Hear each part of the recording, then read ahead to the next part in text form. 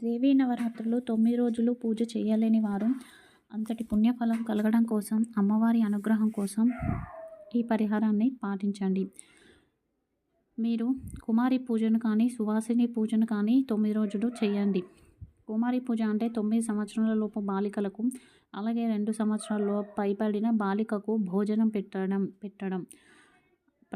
9 రోజులు చేయండి. 9 రోజులు కుదరకపోతే కనీసం దుర్గాష్టమి రోజైనా చేసే ప్రయత్నం చేయండి.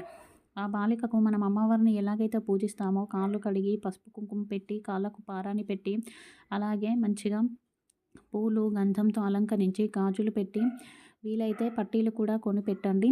అలా పెట్టి మంచిగా పూజించి తర్వాత భోజనం పెట్టండి. భోజనం కూడా షడ్రుచులతోనే ఉండే భోజనాన్ని పెట్టాలి.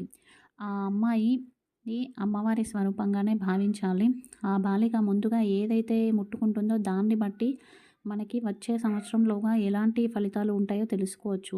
ఆ బాలిక మొదట అన్నాన్ని ముట్టుకుంటే సుభిక్షం కలుగుతుంది. పాయసాన్ని ముట్టుకుంటే పశువృద్ధి జరుగుతుంది. నెయ్యి ముట్టుకుంటే ఆయువృద్ధి, అప్పాలు అయితే ఐశ్వర్యం, లడ్డు అయితే సంతానం, పులిహోర అయితే వాహన సంపద, పెరుగన్నం అయితే కీర్తి, పాలు అయితే సంపద, చలిమిడి అయితే కడుపు చల్లగా ఉండడం, అలాగే ఏదైనా కూరను ముట్టుకుంటే శత్రుబాధలు తొలగిపోవడం, జుర్రుకు తినేవి ముట్టుకుంటే మాట తీరు లౌక్యం అనేది ఏర్పడడం ఇలాంటివి జరుగుతాయి.